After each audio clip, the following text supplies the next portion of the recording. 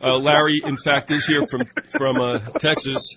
And William, I'm going to kill you. Ramsey is out in California. And guys, thanks a lot for coming on. I'm so sorry. I was like rushing around. I had family stuff to do. I know.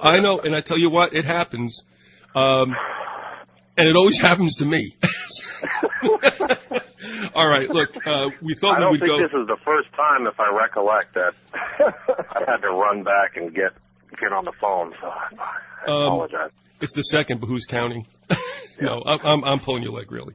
Honestly, I'm glad you guys are both here. We decided to go live with one of these episodes from the series Larry's doing, We Are What We Hated, with the thought that if some people had questions or comments, this would be a good time to do it. Otherwise, we're kind of like in our own little hermetic 2- or 3-way conversation, and I just thought I'd open it up for that.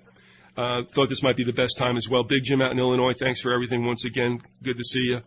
And we're going to pick it up pretty much where we left it off with William and Larry, with the occult side of Nazism, and that embraces a lot. Folks, I'll tell you right now, if you are given a call, you can do that. Give us a half hour if you would. And also, if you want to, if you're shy and you want to ask questions or yell at us, you can do so by using email, and that is visigothraw@hotmail.com if you want to ask something in that manner. Otherwise, you can call 618-912-4681. So we'll leave it at that, about on the bottom of the first hour. Give us a little running start, and then we'll entertain any kind of comments, or almost any kind of comments and questions. So, Larry, if you want to take it away, I think what you told me was to go off into a corner of the room and not break anything, right? Just don't touch anything, Viz. It's your show. No, I talked to William, corresponding with William, and I thought that this show we would continue. Obviously, William's written a book about Crowley and his influences, and I thought we would continue that. We'd call it, Children of the Beast, and that was the title that William proposed. I had one thing to read before we got much farther, and I'll try to make it as brief as possible. It's from a book called, from John Simmons, called Medusa's Head. It says Crowley's involvement in espionage on both sides of the First and Second World Wars. He worked for both U.S. and British intelligence, writing deliberately absurd, counterproductive German propaganda during the First, is well known and presumably well documented. Nevertheless, it's extremely difficult to find any author anywhere who will admit to Crowley's involvement with Hitler, despite the fact that Crowley himself confessed, or more accurately bragged about it, to his associates. The fact remains that at the deepest, most occult level and behind the political facades and the theater of war performed for the public, the most powerful factions, occult and economic, of both Germany and Britain were not enemies, but allies bound together in one great war for the conquest of men's souls and minds. This in itself makes it highly probable that Hitler and Crowley would have met, and that some relationship existed between the two men of such different characters, but sharing a similar obsession. In order to qualify such off-the-wall remarks, we need to take a brief excursion into the philosophy of war. All warfare must be understood first and foremost as internal warfare, hidden, domestic, and cold, of which the external, overt, and heated warfare between nations is no more than an outburst, a brief orgasm, if you will, after years of foreplay. Wars are never won or lost. They are merely negotiated, and World War II might best be seen as the greatest business deal ever accomplished. As a battle between good and evil, or justice against crime, it was but one more in a long series of hollow dramas engineered expressly for the hoodwinking of the masses. It seems likely, however, that Hitler, in his bid for world domination or destruction, lost his head and alienated the very powers that put him in place to begin with. He became an unmanageable element, if not an actual embarrassment, and so had to be removed. It's possible even that he was guilty of betraying Chamberlain, and later Churchill, as much as he was Stalin, by setting his sights on the whole of Europe, and so banishing all possibility of an unholy alliance between the two powers. Ideologically, they were perfectly compatible, however, and the same might be said of the U.S., which also only entered the fray when it became completely unavoidable. Hence, history was denied Hitler by his own excess of zeal and lust for power. At the same time, however, in all appearances aside, his defeat was anything but total. In truth, Nazism was as much a global phenomenon as Christianity was 2,000 years before, and there was little likelihood that a minor setback such as a collapse of the Third Reich would quench the raging ideological pseudo-religious thirst and fervor of such a movement. There seems no reason to doubt that directly or indirectly Crowley was responsible, at least partially, for feeding Hitler's dark fantasies and lustful ambitions as a black messiah and scion of darkness. Crowley, a true magician and trickster, would have taken no sides in any battle, but deliberately and consciously played both sides against one another in good Machiavellian fashion.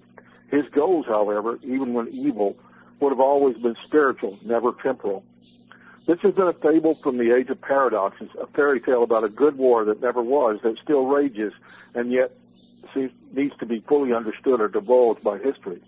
Mythologically speaking, it doesn't seem an excessively arbitrary or irresponsible leap of the imagination than to propose the following, that if Adolf Hitler was archetypal, if not in actual fact, this century, the 20th century's Antichrist, and few who would dare deny it, then Aleister Crowley, the man in the shadows, qualifies even as he so carefully fashions himself to as his corresponding beast. For when men assume the temerity and audacity to play the role of the gods, the mischief they make can indeed shake the foundations of the earth. We're still shackled to the power of myth, even if we now prefer to call it history, and still caught under the spell of magic, even if we choose to call it politics. One shudders then, or perhaps marvels to think, that this myth story has yet to be completed, and that the prophecy as yet remains unfulfilled. Sorry, that was a little wordy, but I thought it was very worthwhile to talk about it. And can you repeat the book for me again? It was Medusa's Head, is that correct? Yeah, it's Medusa's Head by John Simmons. I guess it's Simons or Simmons. Symmonds. Yeah, and that's also a biographer of Crowley. Oh, I didn't know that. So, yeah, Simons wrote a book on Crowley as well. So it's also a book by Sigmund Freud. But yeah, Simons was, I think he was one of Crowley's. He was supposed to be responsible for Crowley's writings after his death. I think at the in his will he dedicated or gave his writings to Simons, and Simons wrote on a variety of different subjects, but that was one of his works. You know, it's funny, in reading occultist, one of the best books I've read about Hitler and Crowley is Gerald Suster's Black Magician, Hitler the Black Magician. And yet Suster is also an occultist, but apparently considered himself to be a white magician. But one thing I learned in that was the power of magic and the what magic really is, which was a means of acquiring power for the black magician. Definitely, and the interest, if and I think that Suster's book is very important. The intro into his book goes into kind of he predicates all of his statements about the similarities between Crowley and Hitler with an intro on historiography, where how important it is for the individuals who's looking at these events to what their paradigm is and how they interpret stuff, and how much of these statements about magic and black magic were overlooked and have been overlooked by historians in the past.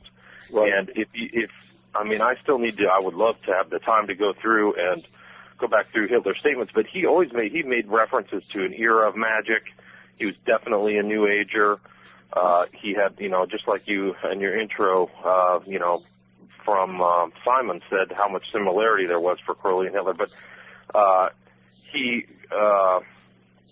Adolf Hitler, like there's a quote from Hitler that always rang with me, which is, "Every great liar is a magician." So Hitler is acquainted with these higher magic through, like we discussed last time, through Dietrich Eckhart. And Dietrich Eckhart. Yeah, exactly. So, and a lot of, so some people look at those things very topically, but as I have been researching and looking into the occult when it started, 4 or 5 years ago, I realized how complex and detailed and voluminous these writings are, and how much information they had, and how easy it is to gloss over the surface of those books. I mean, one of the astonishing things that I found out about Crowley was how erudite he was, and how he was, he created his own occult encyclopedia, and these people were, people like Hitler and a lot of other evil people, rely upon these, dark tomes or dark writings to I think Crowley was enact gifted their mentally. I think he was probably a genius. From what various people have said about him, he spoke I don't know how many different religions, and wrote volumes, and wrote pretty well too. Hey, Larry. And he's admirable in that sense, but he seemed to place all of his intelligence into evil. Larry, if I could, you can tell me to go away if you want me to. But there's something that, well, you raised the question, and I mean, to me, honestly, I'd like to interject it now. So if it isn't going to derail you, or it isn't going to come down later in the 2 hours, let me throw this to you, and it's kind of like a one or two part of it, but it's predicated on the first question. What I'm wondering is I'm also leafing through this Ominous Parallels book about Germany, and it's parallel to us, by the way. What I wanted to ask you both, your opinions. One, and from the literature, obviously, that you've digested, what is a more fertile field for this kind of fascism? Supernaturalism seems to always have a role in something like this. And I'm wondering, what do you think is more accepting of this? If you're in deprivation or if you're in decadence? And I'll throw it to you first, Larry, and then over to William, if you don't mind. Well, I think decadence would describe, what's happened in American culture, and one of the leading factors toward fascism. I mean, you could go down the list of popular musicians. Jimmy Page is one, Ozzy Osbourne, Marilyn Manson, Kurt Cobain. I mean, it goes on down the line of all these different people. Well, you could throw Madonna in there too. These people have all been influenced by Crowley and Satanism, and I think our general culture has been influenced by that. If you look at the names of a lot of or the music and the lyrics of a lot of popular groups, it's like a culture of death. It's there's a great deal of the occult and imagery of death and evil involved there, and I think that's insidious. I think that's filtered into American culture. As far as deprivation, yes, I think the economic system in recent years, especially after the bailout and the big Wall Street ripoff of 2007, 2008, I think we're just right on the beginnings of a depression, and that's going to exacerbate things too. But I don't know if either one of them has more weight than the other. I think they're equally heavy in a kind of a double whammy on the American people, pushing us further into a proto-fascist state. William? Yeah, I definitely agree. I think that I would say that decadence and deprivation are, both useful in any fascistic state. I think that, I totally agree with Larry about the decadence of our present culture, but also, you want to put people in a situation of desperation, and privation that, make them want to rely on somebody else for handouts and for, salvation. And that's always worked in any totalitarian or totalist system. And I think that was why communism was able to have a chokehold on Russia for 70 years, is everybody relied on the party for, their well-being. And, you could definitely, for me, communism is fascistic, even though it denies that it's not. Mm-hmm. I mean, it was all some kind of oligarchy through the party. There's a small amount, how many people were really in the Communist Party in Russia? It was like 10%. So, these elite parties, and there was a lot of like Nazism. It's a small party. That, well, the only real difference, the only real major difference is the way the economies are planned, but they're both planned economies. The only real difference is in communism, you don't have, supposedly, at least you didn't used to until, recent years with China, but you didn't have, private ownership of the means of production. You didn't have a capitalist class, but you had an oligarchy, running the show in a planned economy. Either way. Right, they had a planned economy in Russia, and then they would take the surplus that was created and sold on the free market, which is just absolutely crazy. You know, they didn't even give it back to the people who were producing it. And it's all headed towards feudalism. I mean, it's just two angles, two ways of looking at driving people into feudalism. That's the way I see it. All right. I totally agree with you. So, I mean, going back to Physicot's question, I would say definitely decadence and deprivation are both important elements in fascistic social control. The reason I'm asking you both, and I think, you pretty much answered what I thought might be the case, that both in pre-World War II Germany and in this country right now, you could say that both nations had enjoyed a period of surfeit, perhaps decadence. You see what everybody's been spoiled into enjoying right now. However, both of those nations, this one currently, Germany then, went from decadence to privation. And I think that makes a population very, very angry, frustrated, and they look to take it out on something or somebody. Is it a stretch to say, and I'm going to go back the other way, William, to you first and then Larry, are we in a position now where things are getting bad, but there's still a lot of people enjoying the high life out there, even if it's on borrowed time called credit? But nevertheless, are we looking at a position where we're going to be dropped quickly from this environment of decadence or surplus, and through that drop to deprivation, you're going to make a country very, very nasty, quite fascist, and looking for someone to pay? What do you think, William? I definitely agree. I mean, I think that we're in a state of the decadence and deprivation now. I mean, I think that you're looking at people who've been kicked out of their houses by a bogus banking system and financial system, so there's financial fraud.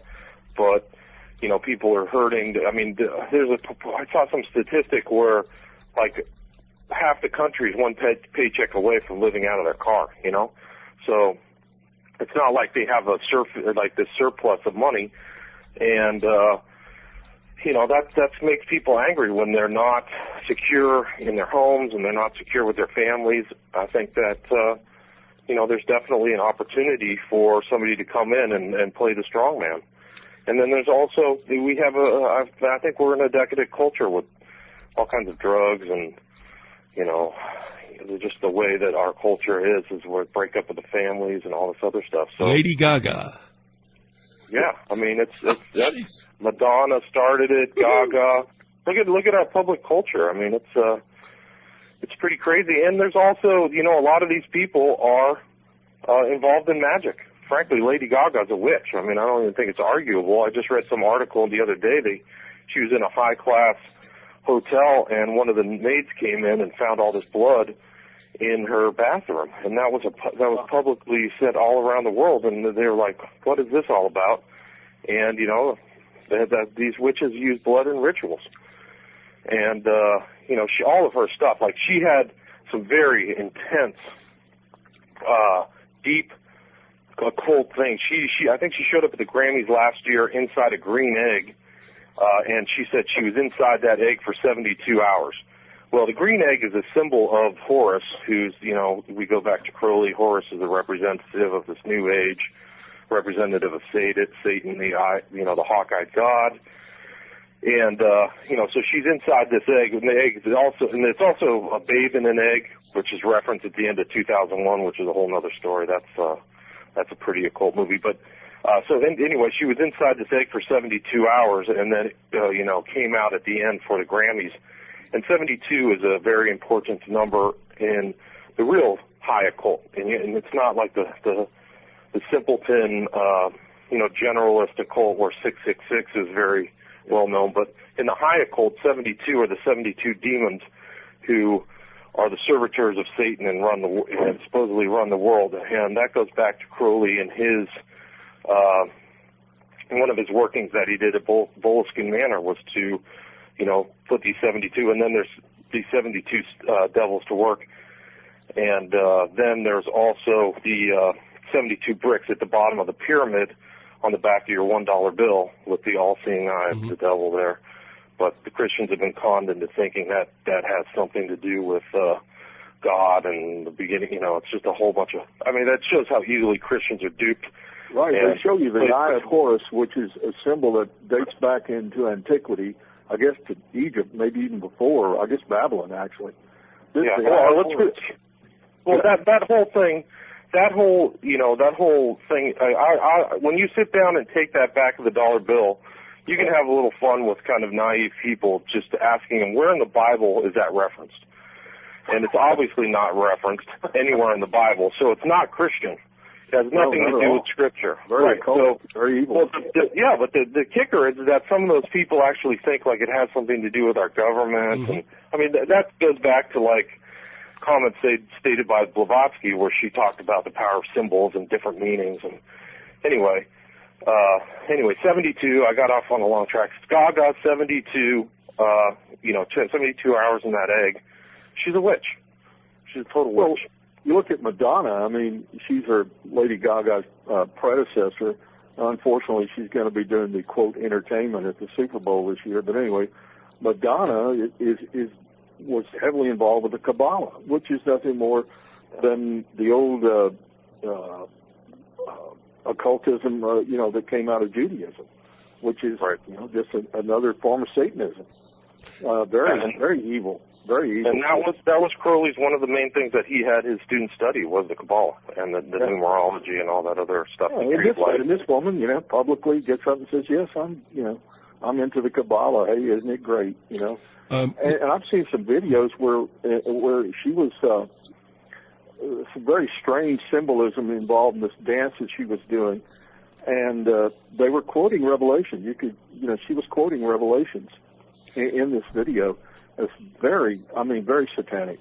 And I'm looking at it going, hey, maybe you people ought to, take a shot at reading the Bible every once in a while, and you might get an idea of where the origin of this thing is. Larry, what I want to ask you, just to restate the question, be fair to you, would you agree, at least in the United States, right now, are we seeing something of a pattern that was originally started in the Weimar Republic, and that is, and we all think of the movie Cabaret as we're talking about this, I think, and that is we're going to leave decadence and maybe plunge into some kind of deprivation, which would obviously light a fire under people and to play on their anger and to direct it perhaps outwardly.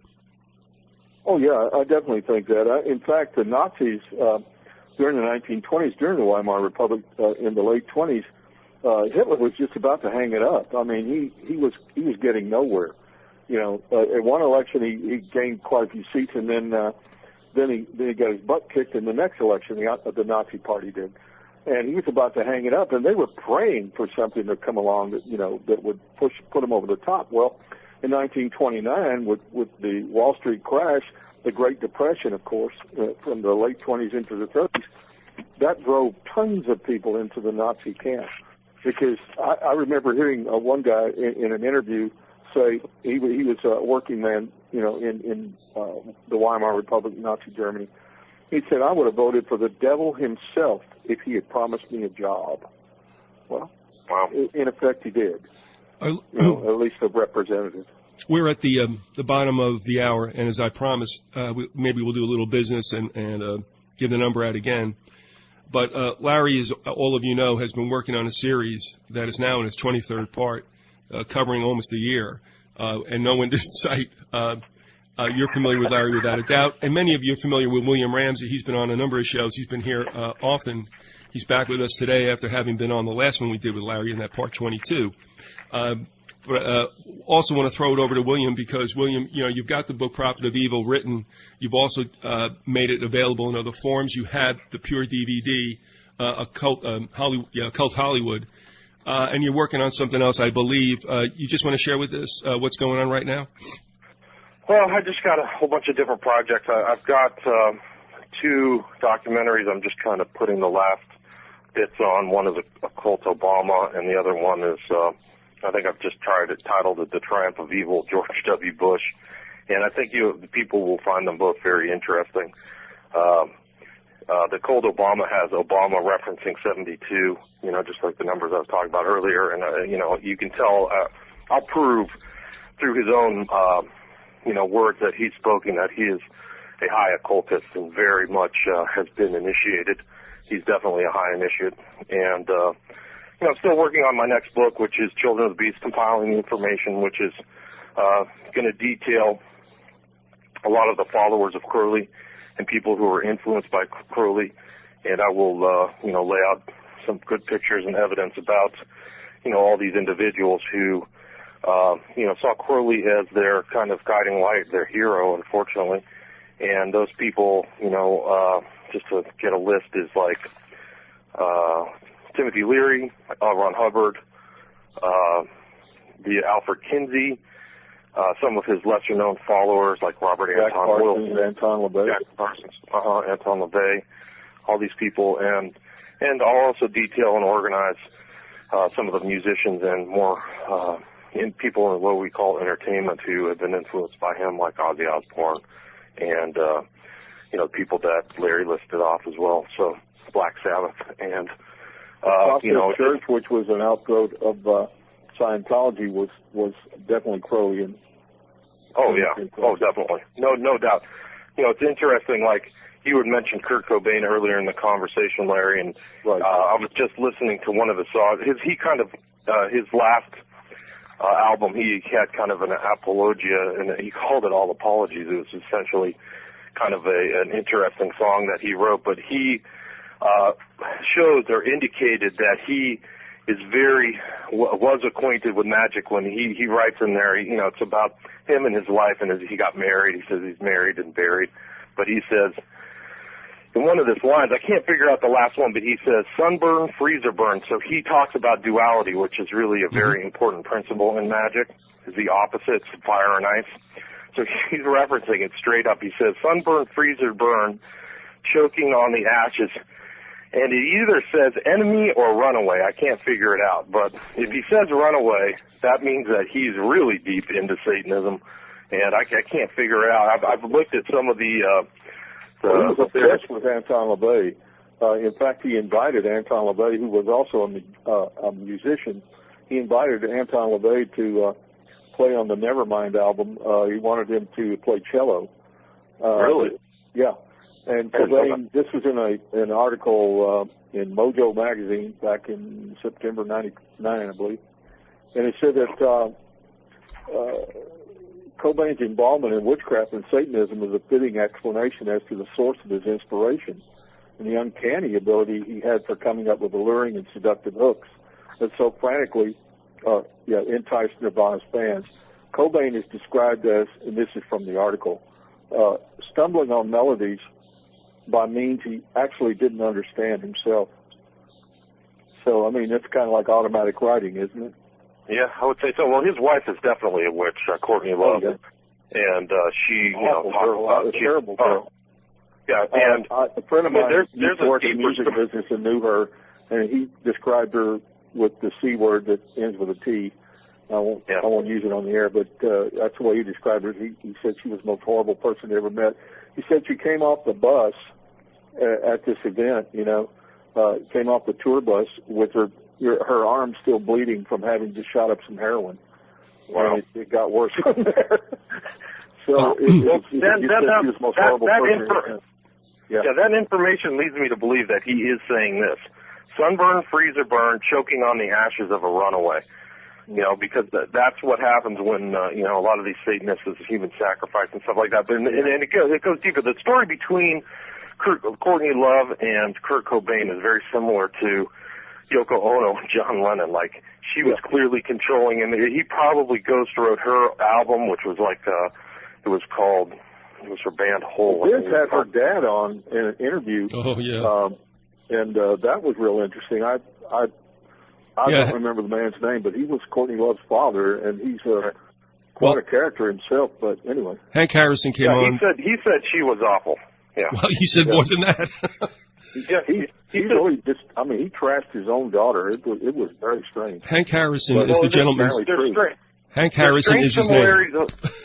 Okay, there's strange similarities in the death too. Like when she apparently who was the chief beneficiary when Kurt Cobain died? It was her. She got all his rights. She got everything. He had said he was married and buried. He did not clearly like being in a relationship with her. Right. And who was the chief beneficiary when Lennon died? It was his wife. So Yoko Ono, and the weird thing about like the shooting when Lennon got shot, she was like 40 or 60 feet ahead of him. And then apparently she had taken out a life insurance policy on Lennon and all this other stuff, and she was a witch. I mean, she admitted to being a witch, and she did all the stuff, it's crazy. All right, let me break in. Those guys were somewhat, kind of overwhelmed by those women. All right, Larry, all right. Whoa, guys, let me just jump in a second. Sure. First of all, I just want to give the number out. You're going to have to be a little bit flexible if we do get callers, because we never really know how that's going to happen. So I hate being rude, but it works so well for me. Anyway, the phone line is 618-912-4681. You can also send an email to visigothraw@hotmail.com, and I'm just going to throw out a whole bunch of stuff that you guys are just referring to, and then throw it back to you, Larry. I have to say this. I just want to get this on the record. Hank Harrison had been on the Knowlepalooza back in July 4th, 2008, when I did like a 13-hour show or something like that. And he was supposedly writing something in that time, and he just said it flat out in the air. So don't yell at me. But he said that she killed him. All right. So I don't know whether that's factual or not. But boy, he was not shy about it, and I kind of like woo when I was listening. I remember him saying that. Secondly, and again, as we said, we gave the number, so you have to be alert that we have some callers who have something really of decent input that we want to at least try to facilitate them if possible. But what you were talking about with duality, William, and of course, Larry, you're familiar with this as well. I do find it interesting that to the very pit of usually, shall we say, Satan's way of manipulating people, and if you refer to either the Faust or the Faustus supposed legend, written either by Goethe or Marlowe, isn't it interesting? Because the deal with the principal here on Earth was that he would give him everything, give him complete carte blanche for anything he wanted to dabble in or experience. And I believe I'm correct in saying that the trade-off in both works was that if the principal decided that he had reached a place that he wanted to last forever, that he wanted to hang on to this, that Satan would take his soul. Now, he felt no one's ever going to get me because I'm going to keep going on if I have carte blanche. Now, the reason I bring this up is because, again, I think it goes back with this theme of what's happening now. One of the things I believed in the 70s was, and I watched people go through all kinds of consternation and problems when things got tight in the 70s. And they would repeat that pattern. Got worse, obviously, now. My feeling back then was this, that I never wanted to become such a possession junkie that I would be put in a position that somebody could grab me by the short hairs and tell me, you're going to lose this if you don't play to this tune. And I said, that's never going to happen to me. And it never has. I'm not saying it's always been good, but that's just what I believe. What I think is happening now, referring back to the other question I asked you both, was that give Americans everything. And we've been in that period of plenitude. But what I think is happening now, it's going to be taken away. And again, the old deal. Are you willing to give it up not to go into fascism and war? Or do you want it all back? At least you're going to be told that. Remember, it doesn't have to be true. And right. I'm just going to throw that out to you guys. I think you know where I'm going. Are we now being given, the drawing after the Sturm? Well, I think we're definitely in a period of time in which the anger is starting to boil. I mean, you can look at the Tea Party on the right, and you can look at the Occupy Wall Street thing on the left. I hate to even really call them right and left because all that gets kind of jumbled up and hard to define. But in America, we have our own version of the brown shirts, I believe, in the Tea Party. And I'm not saying that everybody in the Tea Party is consciously following any kind of Nazi principles, but they're kind of stumbling into that. The whole idea behind it seems to me that they are going to eventually become the mainstream of the Republican Party. And probably at some point they may take over the government altogether, and which will mean a considerably different form of government than we have now in some sense. Also on the Occupy Wall Street, I expect that these people on the left, I mean, they as far as the Tea Party, the Koch brothers, the Koch brothers, whatever the heck they are, anyway, they are the nephews of people who ran concentration camps in Nazi Germany. I've talked about that earlier on the show. Goes back to their roots go back to Nazi Germany. Their father worked in Nazi Germany. These two people are extremely wealthy industrialists who are financing a very far right party in this country, which I think eventually will show its true colors as being an American fascist party. And I think they're going to become more and more powerful. And I think that they're on the left, the more radical left, will be taking them on in the streets eventually. I think you're going to have a lot of violence in the country, just like you had during the time the Nazis and the leftists were fighting it out in the streets. And I think that's going to happen. Yeah, I agree. I think that I think that people are losing respect for the law. They've lost all respect for Washington. They know it's a fix and it's a fraud, and that lays the groundwork for something completely different as far as a political, people's relationship with the state. And people want authentic change, not Obama change. So, I tend to totally agree with Larry. You guys had talked about the part of magic with these rulers, and I was thinking back to what might have abetted someone like Hitler, and I think you guys will agree that, and I don't know that any other culture came up with this first or any other movement, but Hitler's influence was somewhat magnified to the 10th by the use of spectacle, and that's the stadiums, the oversized flags. I mean, overdo everything for the grandeur that it obviously portrays to people. At the same time, it diminishes or diminutizes the person, and that's important too, because you must believe you're worth nothing other than your value to the state.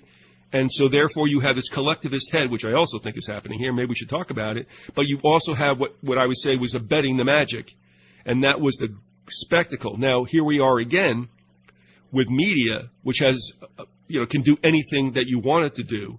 And can I just throw that out to you guys? William, you want to take that first? We need something that is going to make the individual and the movement seem greater than life, and yet at the same time put supposedly the person, the mass, in its place by realizing you're an ant, and we tell you just how much you're worth. Yeah, I mean, I think that it goes back to that same feudalistic principle, and I think that for these people to get away and do all their crimes, they have to have their own feudal type state, I guess, and it's part of that symbiotic relationship. It's not just keeping people in the place. You want to keep them dumb, drugged, distracted, freaked out, scared to death, I think we've gone through that since 9/11 for sure, and even before that. You can even take back the Cold War. I mean, a lot of that rallying up against the evil communists was very effective in a way of controlling the population in the United States. And I think 9/11 was nothing more than the American Reichstag fire. I mean, there's a rough parallel there. I mean, that was the event which really pushed Hitler over the top. He became chancellor at that point. He was at that point made the head of the government because Hindenburg decided and was convinced that they needed a strong man. They also went through and passed the Enabling Act, which was very similar to the Patriot Act, which clamped down on civil liberties in Germany. There are all kinds of parallels there. But I think 9/11 basically represented our Reichstag fire. And I think when I forget the name of this new law that's gone into effect, where they can just basically declare anybody they want a terrorist and take you away. And the NDAA. Yeah, that's it. Yeah.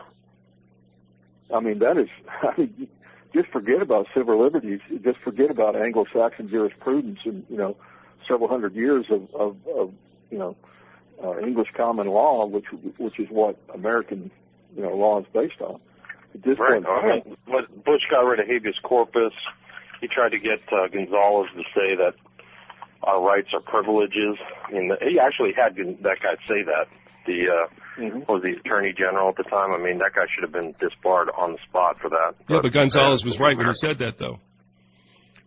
Well, in other words, Gonzales on C-SPAN had said that habeas corpus is a privilege, and I couldn't believe it because it was only weeks before that I had probably my first interview or first few with the informer who stated that there are no rights for us. We get privileges.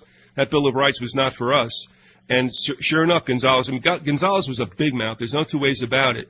But actually, at that time, he laid it out. Maybe too much for the liking of his overlords. But I also want to refer to the fact that in our Constitution, by the way, it states habeas corpus is a privilege. That's right in your face, and yet that's overlooked quite a bit.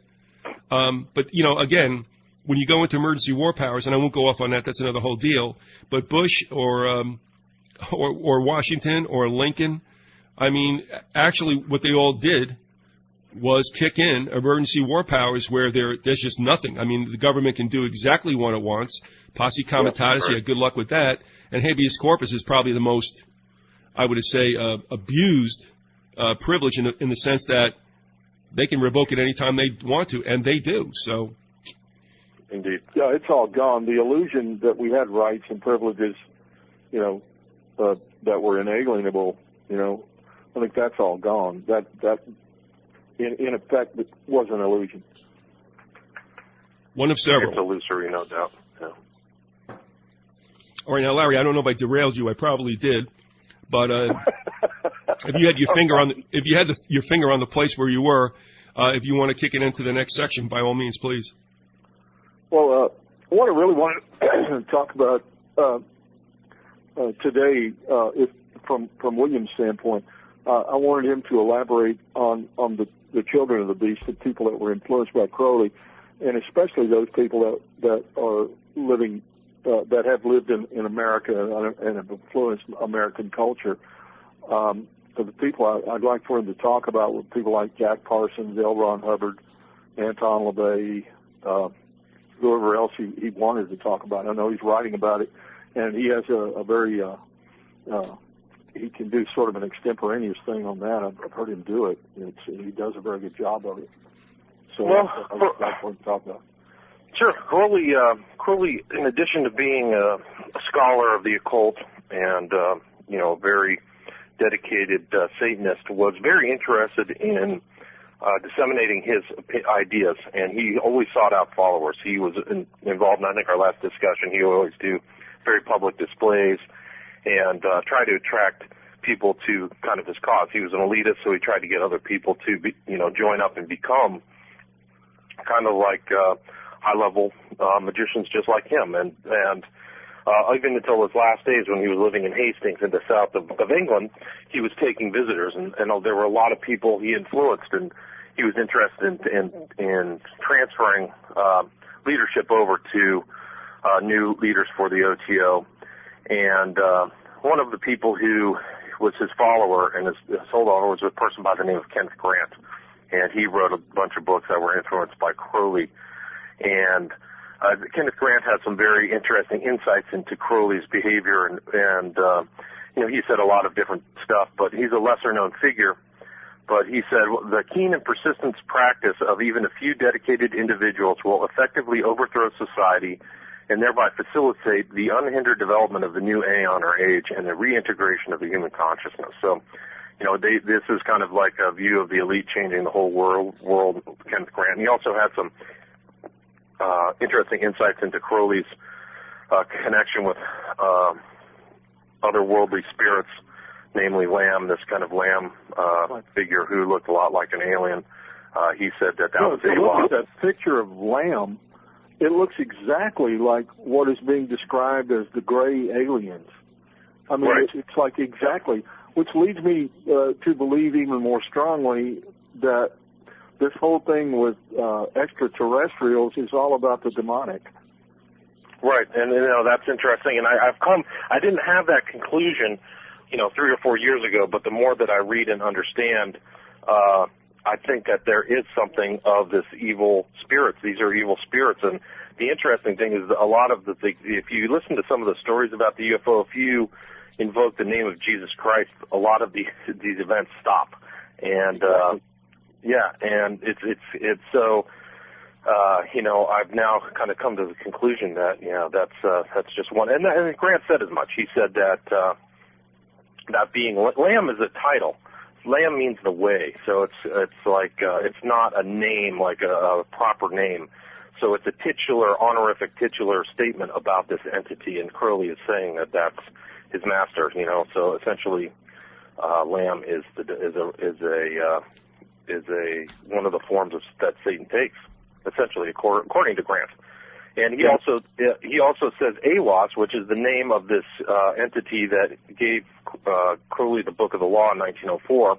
Right. Grant also says that Awaz means the Lord of the Air. And for all Christians who, are familiar with the reference one of Satan's properties, right, is that so? It's interesting that even these Satanists, if you read it, their views of their master conform to the cosmology contained within Scripture. So, Awaz is the Lord of the Air, and kind of thing. He goes on. It says Awaz is Lucifer, and he promises us freedom. So, Anger's kind of continuing that. That was Kenneth Anger, who's another follower of Crowley. Sorry, I thought that was a Grant statement. Anyway, so Kenneth Grant is definitely one of the important followers of Crowley as far as a scholar and somebody who kind of kept his writing alive. Another was Jack Parsons, who was a founder of Aerojet, and he was involved in the creation of the jet propulsion at JPL in Pasadena. Right. Out of Caltech, right? Correct. And he was an associate of a lot of very important people in, the space program. And he was essentially Crowley's top guy out in California in the OTO at the Agape Lodge. And right. Parsons was an associate of L. Ron Hubbard, who was another follower of Crowley, who started Scientology, I think, on the day that Crowley died in 47. Did Jack Parsons recommend Hubbard to Crowley? I believe I read a thing where he wrote a letter to Crowley telling what nice qualities he had, as far as L. Ron Hubbard I'm talking about. No, this is true. So Crowley, Hubbard is directly referenced in writings between Parsons and Crowley, and Crowley. So, it's an evidentiary, statement of how important Hubbard was. And Hubbard was essentially the kind of scryer to Parsons' magical workings. And he was also an associate and took part in those. And that was according to Parsons back in the late 40s, early 50s. So Hubbard's connection to the Agape Lodge is really without question. And you can read a really good book on that. It's available online. It's called A Piece of Blue Sky by John Atack. I think it's A-T-A-C-K. And it references all that stuff and where Hubbard, referenced so much stuff about the occult in his creation of his Church of Scientology. And Church of Scientology has the Golden Dawn kind of perversion of a Christian cross on all the rooftops of their buildings all throughout the United States, whether it's in Los Angeles, California, or actually your neck of the woods, Viz, good old Tampa, Florida, Clearwater, Florida. Yeah, and Clearwater, yep. You see so you see these occult references are there, and it's people don't understand the symbolism, but they should. And if they see that, then hopefully they'll stay away from Scientology. It's a totally evil organization. Yeah, and Scientology led to the Process Church of the Final Judgment, and they even have swastikas in their symbolism. Right. I know that Anton LaVey was a Crowley enthusiast, and Kenneth Anger also. Right. You'd like to elaborate on those two guys? Sure. Well, it's an interesting aside. Kenneth Anger was an associate of another person who was interested in Crowley, Alfred Kinsey. Mm-hmm. Alfred Kinsey was the famed sexologist. He's been pretty much totally debunked, and that he was a complete fraud. But he also, he was a person who skewed all of his science into scientism or whatever. It's not really, it's not objectively credible. But he gained a lot of following with his books, and he was so interested in Crowley that in one of his journeys to Italy, he went to Crowley's Abbey of Thelema, and he took as his sidekick Kenneth Anger, and and he did a lot of experimentation with Kenneth Anger, and they did a lot of sexual. And you can see on this film by Chris Pinto, Kenneth Anger is in a bed. I don't remember exactly, but he's in one of these shots that Kinsey liked to document a lot of his stuff with film. And so wasn't Anger like an underground filmmaker in Hollywood? Right. Wasn't he connected with Hollywood stars? Correct. So, Anger has a long history, a very interesting long history. There's actually a picture of Kinsey and Anger together in Italy at the Temple of Cefalù. But Anger went on, he made a wide variety of films that are homosexually themed and also fully occultist. One is called, I think, Lucifer Rising, mm-hmm. And that's he's involved. Right, and he's been involved in with so many musicians. I mean, he was associated Bobby with Beausoleil, who was involved with Manson, correct? That's correct. So Bobby Beausoleil was one of his associates who ended up, I think, killing Gary Hinman up in Topanga Canyon, and went to jail. But he wrote some of the music for Lucifer Rising, and there was also some workings with Jimmy Page, Mick Jagger. So this Kenneth Anger is very interesting. He also had a contact with, as I think we discussed last time, contact with the killer of John Lennon, who was Mark David Chapman. Yes, he was mind controlled. We believe he was mind controlled. Right.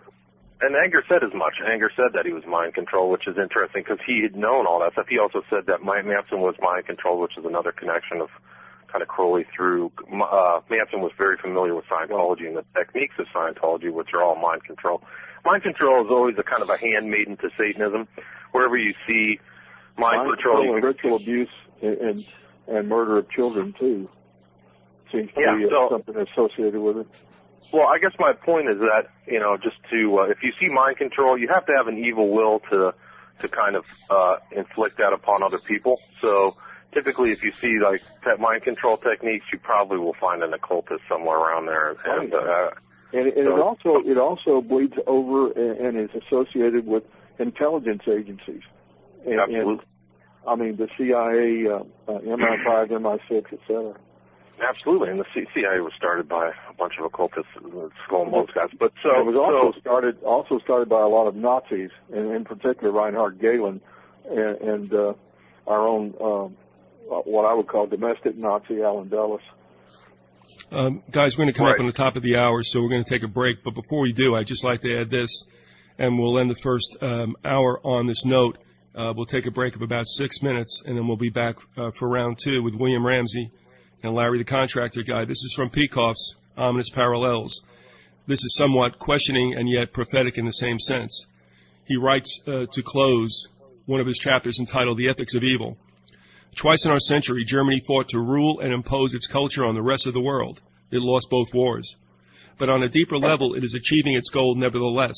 It is on the verge of winning the philosophical war against the West, with everything this implies. The ideas of German philosophy have long since jumped national borders and become the trend of the West. Half the countries of Europe are already enslaved by such ideas. The rest of the continent, under similar guidance, is on the point of collapse. There is only one country which, though paralyzed at present, is still able to resist the German takeover. In all history, it is the least likely candidate for such a takeover if it can regain its own ideas and its self-esteem in time. The last battle of that war of the century is now taking place in the last of the great unconquered nations left on earth. That's Leonard Peikoff from Ominous Parallels. Are we back? I think we're back. And here we are in hour 2 of Visigoth Raw and Live.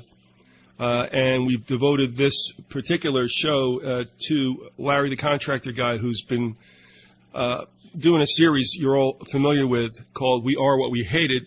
We're going to use this as part 23. And with Larry and myself, as happened last time in part 22, William Ramsey's here, and talking about the occult side of the Nazi regime, and also how, as I think Peikoff identified it back in 1980, that it has seeped over here. And as we ended that first hour, it was discussed between Larry and William about certain penetrations, if you will, and I use this word very, in a very wide expanse, into American life, to include the creation of the CIA. And I guess you guys probably familiar with the story that I mentioned a couple of times about my uncle who was in the OSS, the forerunner of the CIA, at a Christmas party when I was too young to understand things, getting the glow on and holding court in the living room with all the extended families. And all I remember is his kind of tearful admission when he said what we did was treasonous. It was treasonous. I've never been able to find out exactly what he meant, but since he didn't go from the OSS into the CIA, I've often wondered if he knew exactly what was going on with the transformation. So there you have it. That's how we ended hour 1. We're going to come on back now, too, if you're going to call, and you know you want to. The number is 618-912-4681. We're not going to be disappointed if you don't, but the whole idea of doing the live show is that if there's some people who usually email, and that's fine, but if there's a chance you get to talk exactly about what you want or ask whatever questions that you've wanted to, this is why we've done this. So at any rate, until that time, we're going to throw it back to Larry as we kick in the second hour. And what are we going to be looking at right now? Well, I just wanted to talk some more about what we were talking about earlier, the Children of the Beast, which is I think the title of William's next work. And I wanted to just read an excerpt from an article by Dave McGowan, who's also been a guest on the show, and in my opinion is one of the best writers, contemporary writers in America. And he's talking about, it's from an article called There's Something About Henry, which is about Henry Lee Lucas. He wrote back in June 2000. It's one of the best articles I've ever read. And he says, Crowley had assumed the leadership of the OTO in 1922 when founder Theodore Royce, a German occultist and intelligence asset, had stepped down. The OTO, then, along with the various organizations spawned from it, is in a direct line of descent from the German occult-based secret societies that gave rise to the Third Reich, a fact made evident by the ideology and symbolism of the Process Church, whose logo is a modified swastika. Back in the Bay Area, Anton Sander LaVey and Crowley enthusiast Kenneth Anger would set about visually organizing the Church of Satan in San Francisco, where LaVey would become something of a celebrity, the clown prince of Satanism. From this church would spring forth both the Temple of Set, led by a U.S. intelligence asset and psychological warfare specialist, Lieutenant Colonel Michael Aquino, and the Werewolf Order, founded by LaVey's daughter Zena and Manson admirer Nicholas Schreck. Both these offshoots embraced an unabashedly fascist ideology. The Werewolf Order was patterned directly after the Nazi Front Werewolf Corps, created in post-war Germany to thwart any attempts at denazification. Zena LaVey and Nicholas Schreck are also notable for holding a public gathering on August 8, 1988, to celebrate the anniversary of the slaughter of Sharon Tate by the Manson family. Just kind of threw that in there. Hopefully, William can elaborate a little more on that. And it's just the mindset of somebody who would have a celebration over the slaughter of an innocent human being is just a little bit beyond me. Yeah, it's pretty disturbing. Anton LaVey was, he was familiar with a lot of Crowley writings. He actually had gone over to Berkeley and met with one of the followers of Crowley, Grady McMurtry, who had a personal relationship with Crowley when Crowley was in Hastings, and he didn't quite, he was definitely a Satanist, LaVey was, but he didn't quite gin up to the Crowley version of that kind of thing. Crowley was maybe a little too sophisticated, and these guys were talking about all kinds of different stuff. So that's when he went to San Francisco and started his own view. But there is definitely a correlation there. As far as like the Manson murders, Manson was in jail, and like I stated earlier, he was familiar with Scientology. He was a member of the Solar Lodge. When the Manson killings did happen, McMurtry, this person who I was just referencing, he went to the FBI and said, "We don't know him," which is, like thou dost protest a little too much.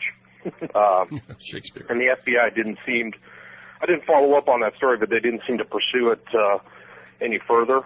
And, an interesting story about Manson that I just read about one day was that Jim Morrison, who was familiar with the occult, and Dennis Wilson from the Beach Boys were driving down Sunset and gave Manson a ride to Cielo Drive where that murder took place. So if you can imagine that, all in one car together is Manson, Morrison, and Wilson driving to Cielo Drive before, because Manson was familiar with that house. It wasn't a random, event. So anyway, that's just a little aside. But these guys there's correlations and connections, and there's more research to be done, and a lot of it's very secret. But like Manson's a member of the Solar Lodge. I mean, that should say a lot about how sophisticated he was in his relationship with the other people, and he used all kinds of mind control techniques on his family with a capital F. So, just these this kind of theme of Children of the Beast is things that have come through from Crowley and cross-fertilize these other Satanists. And, these are shocking events in our cultural, political, and sociological history. So, to see the occult influences underneath that, I think is crucial. We have There's one person. Oh, I'm sorry. Go ahead. No, Larry. Yeah, let me throw this out there because I think you're going to respond to this. We just got a kind of extensive and intensive email from someone, and it's back to what you guys are just talking about with regard to Manson, Kinsey, and what I would call our junk culture. But the individual writes, in 1773, in Judenstrasse, Germany, 13 wealthy men set forth a 25-point strategy that was to be followed over the next 250 years. Anyway, the 3 points were, and I'll hit these real quick, and then there's a statement or a question afterwards. 1 point, fool, bemuse, and corrupt the younger members of society by teaching them theories and principles we know to be false. Number 2, advocate the use of alcoholic liquors, yes, drugs, moral corruption, and all forms of vice used systematically by, quote, agenteurs to corrupt the youth. Use mob psychology to control the masses, quote, without absolute despotism. One cannot rule efficiently. And so here's the question of sorts.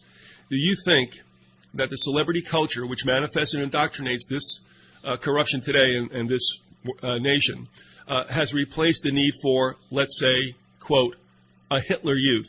Let's leave it right there. There are 2 more to follow. With all that you've heard, let me just restate that. Do you think that the celebrity culture has replaced the need for a Hitler youth?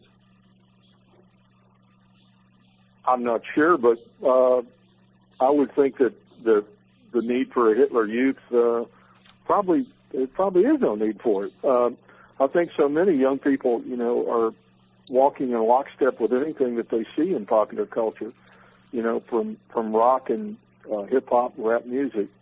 I think the musicians. We have a culture that just worships popular music, and especially the musicians that make it. And I think they kind of provide the training ground. And yeah, I think there probably isn't that much need for a Hitler youth. Although I wouldn't doubt that they could gin one up if they wanted to. William. Yeah, I mean, I think that for the ultimate goal, the long-term goal of the occultists, which is, they all kind of have the same look of everything, which is one global state, and what's going to happen in the future is this real push, and they all were interested in it, immortality, believe it or not, however strange that may sound. But I think that they're being definitely influenced by the ideas of this culture. And, I think that the new Hitler Youth will be more global in nature. So the Hitler was only able to influence his nation, but in the future, as we move, as society becomes a global culture and the so-called global village, and communication and travel is expanded, these people the occultists are really gunning to raise up a whole new generation of people. So I wouldn't say that it would be the same as, I think to keep that agenda going, which was what Hitler wanted, and for this age, they'll just try to raise up a whole new generation that thinks that really won't know any contradictory information other than these themes or memes that are put out there that are essentially occultic in nature, breaking down borders, the need for world government, World Bank, etc. I can't think of the website right now, but there's a website that shows the connections between the occult and popular music and popular culture that I've seen. And one of the people in it we mentioned earlier was Lady Gaga, who is incredibly popular. And this woman, she was doing all kinds of hand signs and different symbols, and the way she was dressed and the way they had her photographed, the way they had her positioned, etc. So she was exhibiting all kinds of occult symbolism. And there's tons of others. Was the website Vigilant Citizen? That may be it, yeah. I think that is. I would suggest taking a look at Vigilant Citizen, because this guy, whoever that is doing a very good job at pulling all the Illuminati symbolism that's been used from cultures all over the world. Right. And it's pretty astonishing to see it. It's not just in the States, but in countries in the, Soviet bloc, Korea, Japan. These people are all doing the one-eye statements. There are references to butterflies, which is like monarch programming reference. There are broken mirrors. There's Two-Faced. There's all the there's a lot of speculation that certain celebrities, musicians, etc., singers like Britney Spears have been subjected to monarch-style programming. I don't know if that's true or not, but they especially mention her, and there's a lot on that website about Britney Spears. And from some of the things that she's seen doing, again, the hand signs and the postures and so forth, it looks like she may very well have been programmed. All right. I'm going to go on with this also because, as I said, these are pretty good questions, and I think you'll appreciate them. Also, I just want to throw out to you guys, not that it's a real big deal, but Angie found something. Talking about the winks and nods that the occult like to engage in, whether or not the masses pick it up or not. And we are aware of it. That just confirms the fact that there are evil people who run this whole show. But did you guys, by any chance, did I send this to you about the video with Donald Trump? And somebody please explain what he's all about. But he's doing some kind of commercial, and he walks down a hallway where all these sheep are lined up, because this is about sleeping in beds and such. And as he walks down the hallway, every sheep that's out in the hallway is numbered, but the only two numbers you can see as he walks down, one is 9, and guess what? The other is 11. Did you guys see that at all? No, I didn't see it, but it doesn't surprise me at all. All right, I'll send that out. That was, it's after the fact, but still in all, it seems like you got 9/11 in a New York hotel, and you have arguably the king of New York City, Donald Trump, walking down the hallway. You know what I mean? And Angie was right on top of that thing. Because, not that she cared, but bang, that looks strange, and there you have it. Yeah, it's not even subliminal anymore. It's up in your face. The occult is just sticking it out there to the public and laughing because people don't get it. And, I guess the old occultists years ago were probably laughing their butts off about the Statue of Liberty and that sort of thing, now, where it's right there in your face. Now, remember what we're talking about also when she mentioned Hitler Youth, and I would ask people to listen to the interview I did with Rita Williams about her life in Nazi Germany, where she was born in Buffalo, New York, and was like 5 years old. Her father had jumped ship a German ship. He was a chef and didn't want to go back, raised a family in Buffalo, and guess what? The version of immigration at that time, INS, found him, and they all had to go back, and he went right back into the teeth of the Nazi movement. How lucky can you get? But she expounds on what the Hitler Youth meant to them. She does not protect Germany in any shape or form, but I think she gives a very, very accurate account as a child. I mean, you're thinking somebody's like 5 to 10 years old now about what that was like. But where I was going with this is that the need is always for collectivism. You can call it anything you want. You can call it the hive mind, whatever. You can call it groupthink. But people need to believe that they belong to a greater whole that, for the most part, they hope is good, but I don't really think they care as long as they're in the majority. Well, I think that's what rock concerts have become, is hive mind.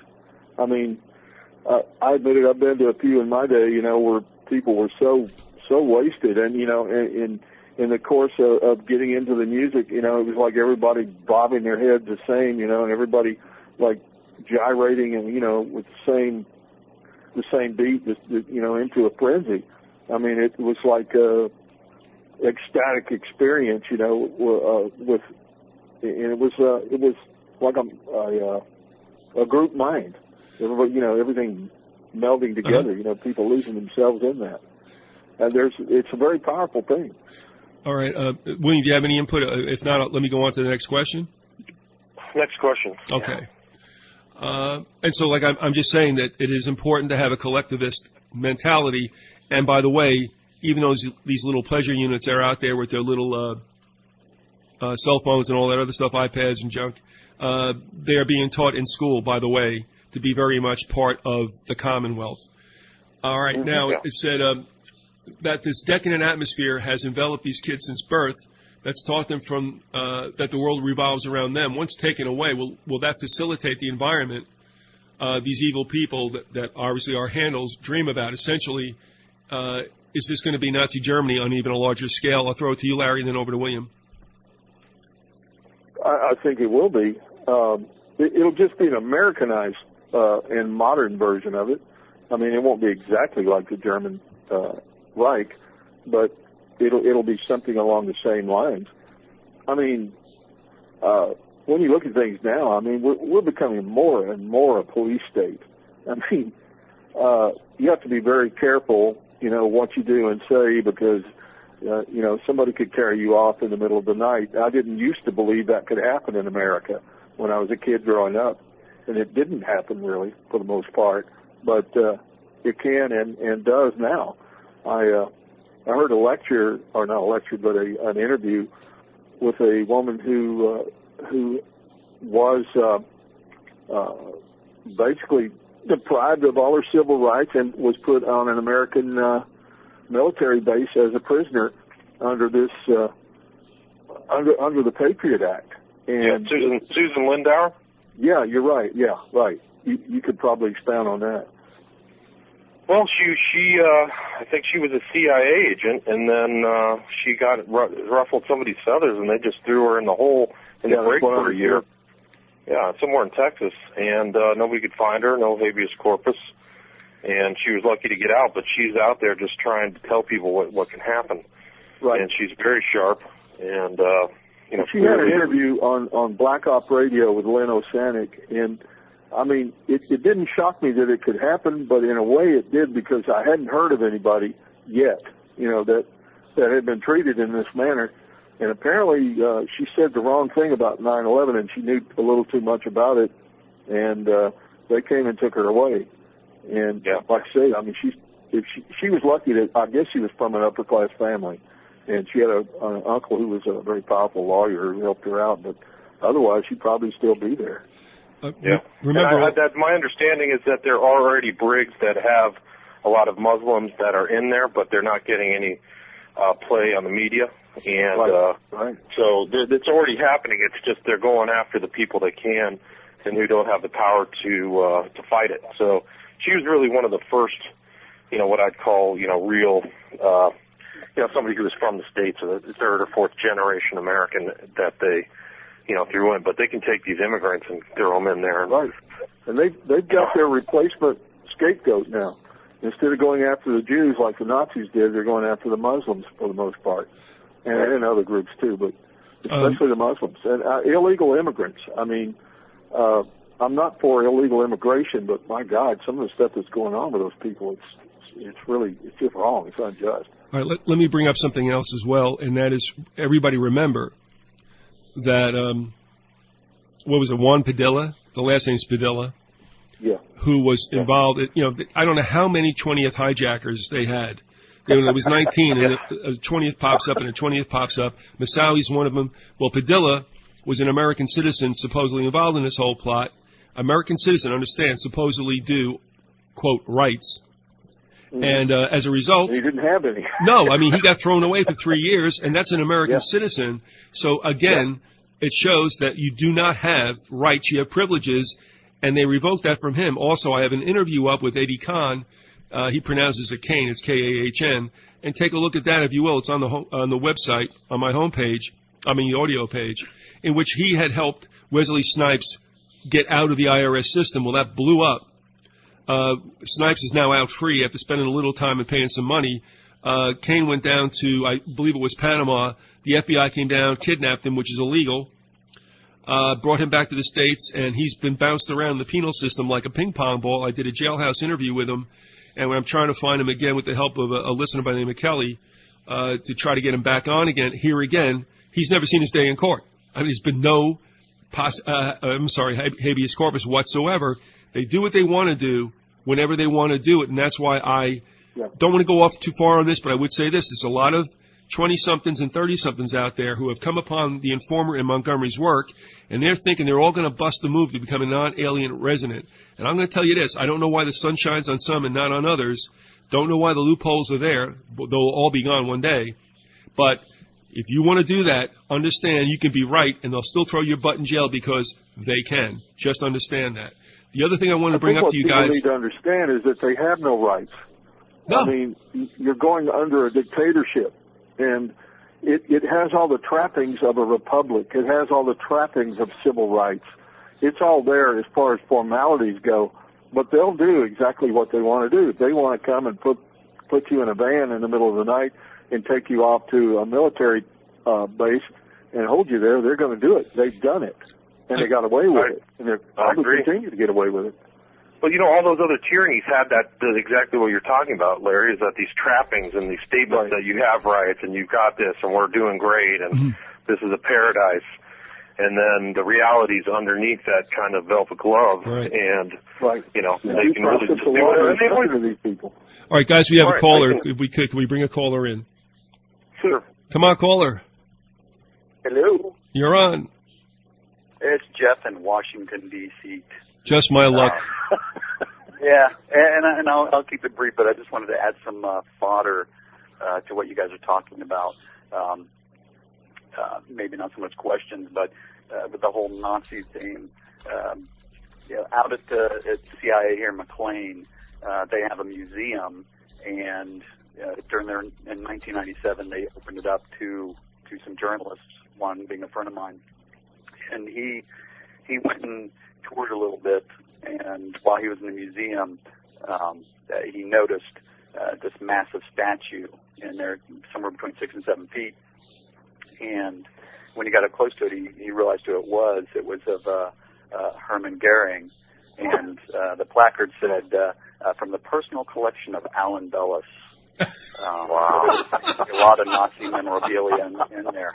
That doesn't surprise me at all. Who would have thunk it? Did you know that Alan Dulles donated the chalet that Reinhard Gehlen, who was the ex-Nazi general, top espionage on the Eastern Front, and Reinhard Gehlen's chalet in Switzerland was donated to him by his good friend Alan Dulles, who had brought him into the CIA. What are friends for? Well, that whole Dulles family with the brothers, everybody forgets about the sister Eleanor. She was the one that was left in the background, probably doing a lot more creepiness. But she worked for the State Department for a long time. But I remember doing some research that, of course, on the Wikipedia page about her, talks about her life and times in Berlin and Germany and Austria after the war. But I know that they had an office in Berlin the three of them before World War II started, and because they were tied together with Prescott Bush and Brown Brothers Harriman. Oh yeah. And the setup for Nazi Germany. And of course, she just happened to be part of the U.S. representatives for Bretton Woods and setting up the IMF at that time. And for some strange reason, she was sent to Austria to help set Austria back up after the war. But she did a lot of traveling for that, of course, under the guise of teaching at universities before World War II. But another thing I wanted to bring up real quick about Susan Lindauer, I'm still waiting to talk to her. She lives here in the region, but I really want to go over the information that she has about some of her background, because we talked on air a couple months ago, specifically pertaining to some information she had on Pan Am 103 and that bombing, and we discussed that for a bit on air because for whatever reason I was pulled off of that flight at the last minute by Air Force Intelligence when they were sending me back here for something else. But the thing to remember about her is that her cousin is Ari Fleischer. So, she, not only one of the first people imprisoned for about 10 months under the Patriot Act, I mean. No, we all got bounced out. Yeah, I don't know what happened, Biz. I think I do. Just all of a sudden, Jeff was talking, and boom, it was over. Well, I tried to call back in, and there was some a voicemail with a lady with a British accent. No. I mean, what happened? I mean, well, think about it. I mean, Long was on, and we got booted. Yeah. And so we're going to try to recoup. Something very strange there. I don't want to get paranoid, but yeah, it doesn't make you wrong, bro. Is William with us? I think William will. I think William would try to get back in. Yeah, I mean, I don't know, but remember, I had that wonderful experience with Blog Talk Radio in Killtown. Yeah. All right. There's certain subjects, I guess, you just can't talk about, and without getting some interference. Well, I don't know. Again, that I would don't know. be. Yeah, I don't want to be paranoid about it. It may just been, All right, what I'm going to do is technical difficulty, but who knows? I'm just going to. He goes, I don't know what happened. Because Jim said everything's okay here. I don't know what's up. Well, that makes me feel good. All right, William. Well, it doesn't really matter. I can't talk to William, so we got that You'll chat. Probably try to call back in. Yeah, I'm gonna. You might hear me clacking right now. I'm telling him to call back in. We'll pick up where we left off, but no, Jeff's got some really good information. I don't know. Who knows? He'll get back to us. Is Jeff gone too? Is he still on? Yeah, he's gone, but he knows what to do. I mean, if he can't get back in, or else he'll just save it for another day. We'll see what happens. He's an interesting guy. He always has interesting insights. I guess with his background, he knows more than the average bear about these sort of machinations within the government. Well, remember too that he had notified me that he was getting, and now we're having feedback. Okay, I'm back. Who's back, All right. Jeff? Yeah, Jeff. I know. That's William. This is Robert. Yeah, William. Yeah. Yeah. Okay, Robert. Thank you. Sorry. Did you guys? Did I get dropped, or did you guys drop? We all got dropped. Okay, I wasn't sure. Except for Hillman, because he lives in Texas. Gotcha. And that's another country. I thought it was me. I was like, God, what the hell? What the heck happened? Oh, live radio. All right. Is Robert there? Yeah, that's me too, but William's my middle name. I'm looking for Jeff Long. I thought he'd call in with another name. We're not being recorded now, are we? Oh, absolutely, but I'll take that out. Unfortunately, there's a whole bunch of people who heard that live. All right, don't worry about it. There's only 2 people in the United States named Robert. You're one of them. Don't worry about it. All right. Anyway, we'll get back on track. If Jeff will call back in, it'll be great, but he's probably the reason why we got dropped. You can't make those calls from McLean, Virginia, bro. You just can't do that. Flight 103. They may be monitoring these conversations. I'll end with this. If Jeff calls back in, great, because I still have questions backed up, guys, and they're good ones. But the last comment from the individual who had sent a rather extensive email was, a quote. I'm not really sure where that comes from, but it says, "Bring about class wars by substituting the word freedom for faith. The aid of, quote, capital would be, quote, entirely in our hands." I hate to say this, but it sure sounds like the protocols of the elders of Zion. Our Jesuit friends, absolutely. Yeah, I don't. We've been all over what that's all about, and it may not be from there. I'm not sure, but it sounds like it. But we all know who really wrote that. So. Well, we got a call, an email rather, and this person has some questions to ask too. But this is a separate email. It comes from Canada, the linchpin of the empire. And it said, I love Canada. Great place. Canada. Don't say anything bad about the Canadians. All right, Jeff is back, but Jeff, just stay there for a second. The individual from Canada wrote, as soon as Jeff talked about Ari Fleischer and Susan Linden, how can you get that in the same sentence? Ari Fleischer and Susan Lindauer, you all were gone. Well, we're all back, and the guy who started this is with us too. Jeff, why do you do these things to us? Well, I'll keep it brief so hopefully it doesn't get cut off again. As I look out over at the CIA from here, I can see. And remember, they can look back at you. Yeah. Oh, my God. Perry needs to be a best, eh? Well, yeah. Well, I mean, the show that I did that one night with Viz and the Uticans, I was actually doing it that night from just outside the fence of the CIA that night because I was out there at the farm, my property, which I just thought was funny. But that was weird. As soon as I heard a pop on my phone, and then the phone call died, and then my connection to the internet died briefly here at the house at the same time. Everything just kind of cut out. Wow.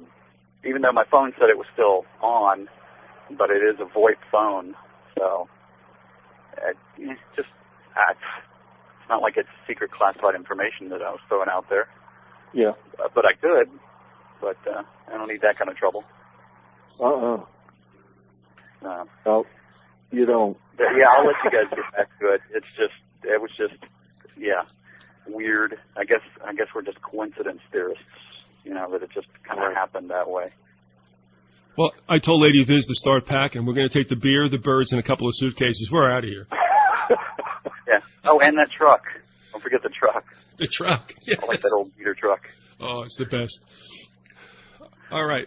All right. Well, I'll let you guys get back to it so that you guys can finish up, and I won't cause the internet to be shut down. Yeah, and you owe me for that day that they did shut down my website for 24 hours, but I did complain to the CIA, not to Google and anybody else, but I complained to them, and then they returned my website and my Gmail account set it up related to the redacted news stuff, but they kept my YouTube page, and I still haven't been able to get that back. So, well, that is coming. You owe me an interview too, there, big guy. Okay. All right. Not a problem. We'll see you later. All right. All right. Yeah, get somebody else in trouble, will you?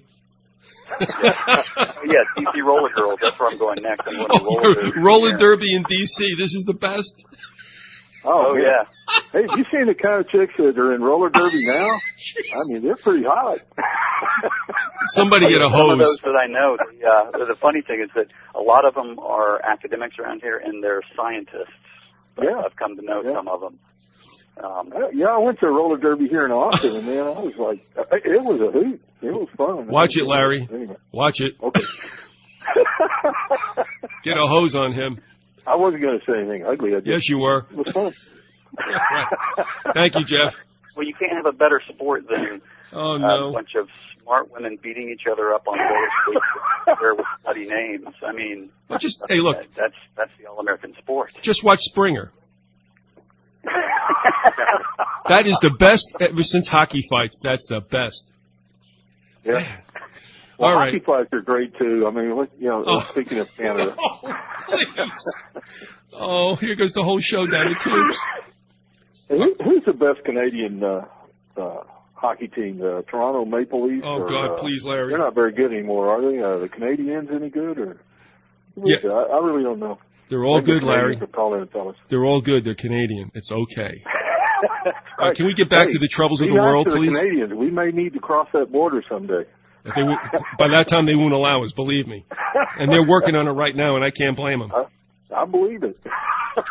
All right, I got some more questions for you guys before this hour ends and everybody goes back to their pods. Okay. I'll catch you guys later. All right, Jeff. Thanks a lot, though. Really. Not a problem. Got to warm up this ambulance and get it over there to the game. Don't start. Just take pictures and send them to us. Guys, this is something I did want to table. I'm not trying to search for a segue, but honestly, what he had said is something I wanted to write about before. I had written down in my notes. That's what I wanted to say and speak to you guys about. Because, if you really think about this, and this is scary, but this also says something about the most intelligent are not necessarily the most moral. We all impute to intelligent people like PhDs or whatever, there's some kind of goodness and moral character. History would show that's probably not the case. And the reason I say it is, one, do we realize how many mass serial murderers had high IQs? I think the majority of them did. Ted Bundy did, for sure. No, and the other thing is, Peikoff wrote about this in Ominous Parallels. He said the best gas chambers were built by PhDs. Now think about the architects of our own demise and how many of them have an IQ probably off the map. That's what's scary about it, that it seems that this intense, or rather above average, normal, if you will, intelligence does not necessarily beget any kind of compassionate behavior. No. People choose to do good or evil, and often the very intelligent people are evil. It's just the way it is. They choose to be that way. It's that temptation to want to lust for power and for whatever reason that isn't the province of just average people or below average people. It's often the province of people that are highly intelligent, probably more likely. You guys talked about this, William. Did you ever find out a number on Crowley's IQ? No, I don't even think they had the IQ test. Probably not. So, it just didn't apply. But, he clearly was able to pass the entrance exams to Cambridge, which sets him at the top after going to the best, private schools in England. And, it's off. He was off the charts. There's a whiff of dilettantism in some of his presumptions to write in Latin and Greek, which he didn't know very well. But, his output was incredible. I still come across places, like even when I was doing some research about him in some of the libraries, that there's pamphlets that show up that I didn't even know he wrote, and I thought I covered most of his work, and he's a very powerful intellect, without a doubt. Now, again, what this other emailer had mentioned, and again, it's on the periphery of what we're talking about, but when we talked about serial killers, first of all, I'm thinking about those who had in high places in governments which partook in world wars, but also here as well, and we mentioned, Bundy and the boys and such, but now there's something else going on, apparently, and I'm paraphrasing what the emailer wrote, and that is, are we looking, first of all, Manson was supposedly not to be anything exceptional. He might be, as far as I know, an exception to the rule as far as being brilliant or anywhere near it. You guys can fill me in on that. He was a heck of a con artist, and he was able to get people to follow him, so he probably was a lot smarter than we might be giving him credit for. Well, he had a lot of street smarts. Now, we have something going on, let's just look in the last couple of years, where we have these violent outbreaks, Columbine, shootings at Northern Illinois, out in California. Now, are we looking at something different there? Are we looking at a sort of MKUltra victim that's programmed, they throw them out in the populace just to see what it'll do and how effective that their manipulation is? So let's take a look at that. As far as keeping up public fear, William, are we in a situation where we're looking at probably not that intelligent individual, but somebody certainly fertile for manipulation and usage, whether it's as an assassin or a courier or whatever the other uses are for MKUltra mind manipulation? Yeah, I think so. I mean, I think that that's happening. I think that, you know, it started back in the 60s, and the techniques and skills are still there.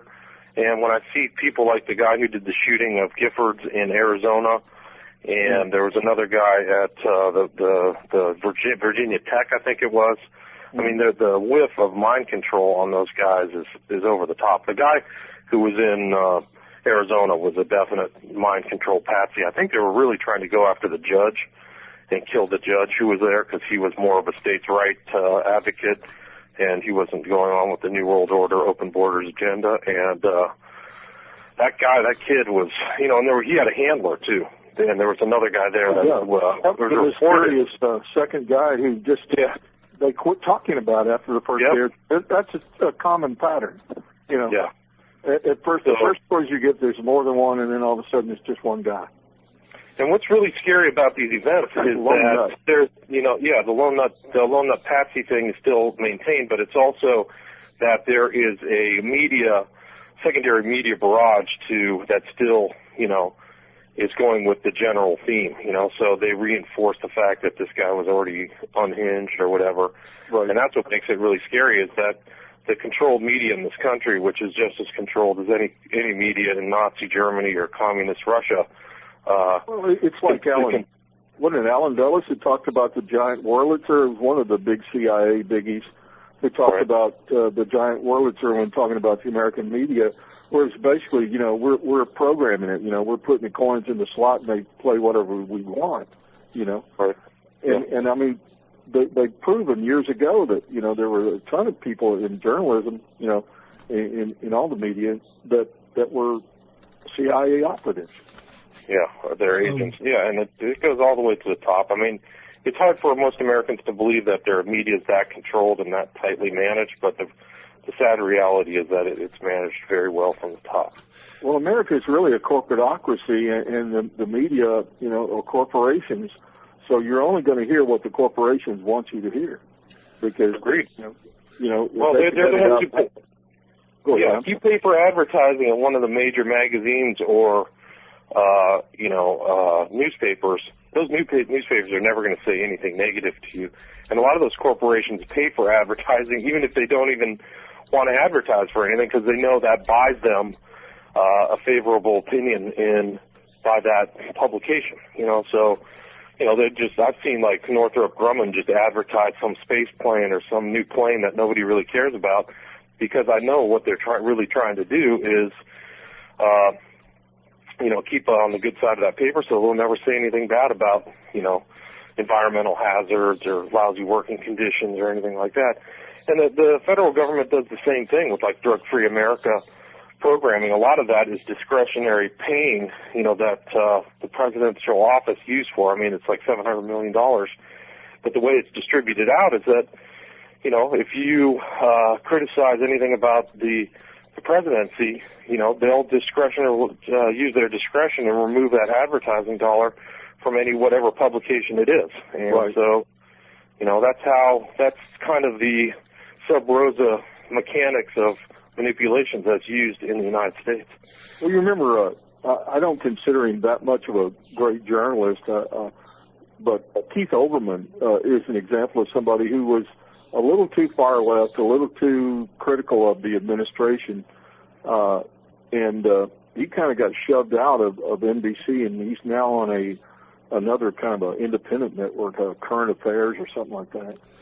But Olbermann used to really go to the wall. I mean, he made some statements that were kind of eye-opening to me, you know, in criticizing, especially in criticism of the Bush administration. Well, the good news it wasn't long before. And yeah, he's gone. The good news is that he's off ESPN, and I'm really happy. Yeah, he's on True News or something on some station. But going back to your original question, Viz, is, you know, these mind control patsies. One, if people have any questions or think that it can't happen or these people aren't being farmed, and I do believe that there is a program currently being used. I don't have any idea what its name is, but that are looking for people who are susceptible to mind control. If they have any doubts that it's effective, my suggestion is to look online and type in Darren Brown. He's an English magician, kind of edgy guy. It's DERREN Brown and look up his use of mind control on this guy who went in and played a video game. I don't know the exact segment, but I would just say type in Darren Brown video game mind control and watch what he can do to people. And it's all evidence, it's all filmed, and you can put people in a hypnotic state. And it also shows susceptibility. Some people are clearly susceptible, and some people aren't. And he thought that wasn't his intent when he was doing this public display, but it comes across. He's very knowledgeable, this guy, Darren Brown. We have another comment and somewhat raises a question. Before I get to it, I just want to say this, too. It's funny because we were talking about the impact of spectacle, if you will. And one of the things that has always squeezed me out, and I'm sure it has done to both of you, though we may admit we watch football, one of the things that never sat in my craw very well was what I called a Hitlerian halftime show during the Super Bowl. And I don't think I'm wrong in saying that, Elise. I have never watched one of them. I got no stomach for it. And we're coming up, of course, in about 8 days to another one. But let me get to the email. Terrible Ted Torbich sent this in. And he said, and this is very interesting because I've been wondering about this, and I did write an article for American Free Press last year about this possibility. If you do believe that there's a script that America has to follow, the president that is selected and put in there is the best one suited to implement what section of that script has to go down. And here we go. Ted wrote, maybe you guys could comment on the visit yesterday or today of Old Man Bush and Jeb to Obama in the White House. I see Jeb as a stalking horse for the Republican convention, and while all the other tools occupying the White House are fascist Wall Street puppets, the Bush family seem to be the most overtly Nazi. I have no problem with that whatsoever. I'm just going to add this real quick, and William, I'll throw it to you, and Larry, if you would do the second response.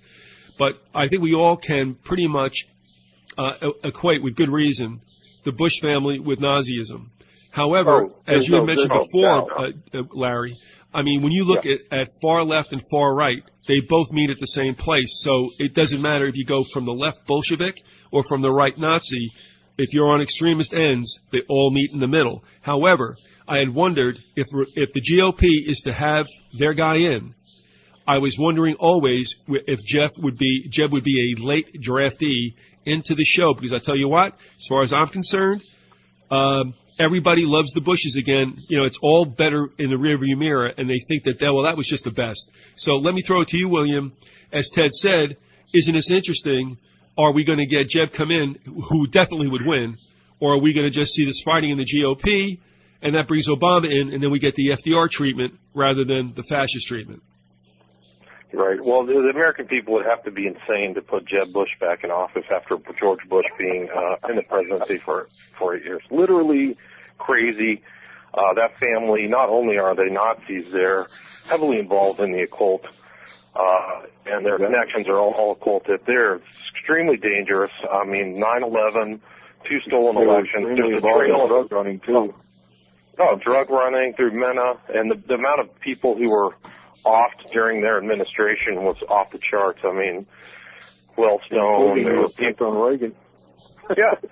So, I mean, Jeb openly said that he was not going to run, which, you know, doesn't preclude him from running. But if he does run, you can just assume the election's going to be fixed in his favor. So, you know, if you want to go through another 8 years of political Satanism, I guess you could vote for Jeb Bush. But I mean, you can just go back through and see some of the stuff that even Bush Jr. said when he was in the office. I mean, his references to occultism and all of his, even in his dad as well, are just off the charts. I mean, I can read to you guys some of his speeches, like the inaugural speech of Bush Jr., where he says, you know, do you not think an angel rides in the whirlwind and directs this storm? I mean, if you're referencing you know, something from Christianity, you don't reference an angel in a whirlwind. And, you know, you don't say things like in his 2005 inaugural where he says, history has an ebb and flow of justice, but history also has a visible direction set by liberty and the author of liberty. Well, who's the author of liberty? That's straight Luciferianism. And it's a classic kind of, it's a direct correlation to Crowley's idea of Satan. Well, they're all skull and bones, and the Skull and Bones Society is nothing more than a satanic secret society. Right. I mean, and you can go back. Who was the first person to ever use the term New World Order in recent history? Well, it was George H.W. Bush on 9/11/91, if I remember correctly. Yeah, but remember also that FDR mentioned it as world order. Yeah. Well, Hitler called it his New Order. Right. And at one point the Nazis did call it the New World Order. That's where it came from. All right, but the first time the term was used was in a Nazi pamphlet in the 1920s, about the time that Hitler got into the leadership of the Nazi Party. Well, if you have it, I mean, we can go in even deeper depth into like what George Bush Sr. has said, other than his New World Order. But when he's made a speech on October 1st in 1990 to the United Nations General Assembly, where he says he wanted to shape a new structure for the world that might support an ancient dream, and that ancient dream has always been the global order. Mm-hmm. He says, this is George Bush quoting him. He says, this is George Bush Sr. Intensely idealistic and yet tempered by war, they sought to build a new kind of bridge, a bridge between nations, a bridge that might help carry humankind from its darkest hour to its brightest day. Now, it's very important that he repeats bridge right after an ancient dream. Now, the bridge is a very important symbol in occultism. It goes all the way back, I think, even to Pergamum, and the pontiff means the bridge. I mean, it's a word that comes from back to Pergamum, our last discussion about Obama and the Temple at Pergamus, and essentially, this bridge concept. The title of the high priest or the magus there in Pergamum was the chief bridge builder, the one who spans the gap between mortals and Satan and his host, is written, and that's Pontifex Maximus. So when George Bush Sr. is repeating this bridge theorem, and it actually goes through to L. Ron Hubbard, like he had the bridge to total freedom. That was like the bridge that people were on in Scientology, and you'll see that repeated over and over. The bridge to total freedom, and you see some of these. There's actually, I think, somebody who wrote about the occult, about the bridge to. I can't remember her name. That was the title of one of her books. But anyway, this bridge is an important theme. Well, this all goes back to his speeches, and it's all deeply occult. And that's George Bush Sr. and his kids are following his footsteps. And if you want to have Jeb Bush as your president, and that's going to be your guy, and you ostensibly call yourself a Christian nation, you're kidding and fooling yourself. Well, you know that the so-called evangelical Christians, I hate to even use that term, but what many people would call the Christian right, they're all going to line up in lockstep and vote for whoever the Republican Party tells them is going to be their candidate. And they'll make all kinds. They'll rationalize away all the things that are wrong with the Bush family and its history, et cetera, and they'll line up and vote for Jeb Bush. It's a violation. It's a direct violation of their religion and their beliefs to go along with Satanists. I mean, what the hell? There's something deeply, deeply, deeply wrong with the leadership of the Christian church in this country if they can support people who are obviously making occult references over and over and over. I mean, it just doesn't stop. They can't even discern it. There's no discernment. Yeah. I mean, you're supposed to have the, think like a snake, and these people are about as sharp as a bowling ball. It's fast. It's disgusting. I like that one. That's good. I got to remember that one. I like that one myself. Well, don't get me started there. What? Oh, yeah. Don't get me fired up. I got him fired up. I mean, that they can put that family back in the reins of power here. You can just plan on more poisoning, more vaccines, more chemtrails, more UN control, breakdown of the states, financial fraud and crime that will make, what happened in 2008 look like a joke, and total control. Part of the same strategy that the Republicans came up with a long time ago was two-pronged. I mean, people talk about part of it was race, and that's true. A lot of, white voters in the South would vote for Republicans because, it just wasn't the party for the blacks, and they didn't cater to blacks, blah, blah, blah. I don't want to get into that. but it's also part of the Southern strategy that you get the evangelical churches, to vote Republican because they go into the big thing about how they are so much for family values and they're against gay marriage, and I'm against that too. But it doesn't make me want to vote for. I mean, it's amazing to me that people can just gloss over the fact that one of the biggest predator pedophiles that ever was in Congress, and there's quite a few of them from what I understand, but it was Mark Foley, who was a Republican from Florida. This guy was the guy who came up with the law. He pushed the law to track down, pedophiles on the internet, and then he gets caught by the same law that he had proposed. It was amazing. It just and people just gloss over it, and over again. You got like Dick Cheney's daughter, is a lesbian in a gay marriage, and we're supposed to just gloss over that, and it's like, don't you get it? They're just using you. They don't care about that. I mean, there's probably a ton of those people that are homosexual or bisexual. They're in Congress right now, but people just ignore that. One of my favorites. Yeah. We have to wrap this sucker up, boys. We have to wrap this sucker up. Okay, no problem. I can hear hyperventilating on both ends of this phone. One last follow up with the Ted's email, and I'll throw it to you guys, and then we're going to have to close the sucker out. But Ted followed up and wrote, "It's weird how he, meaning Jeb, was completely out of the news until relatively recently, and now he is commenting on the GOP. Let's face it, folks, that means God's own party, on immigration, visiting White House with the old man, Dark Lord of the Sith, GHWB." Look, here's what I'm saying. Where we're going. Who they put in the White House to sell that part of the script is going to tell us exactly what emphases there will be.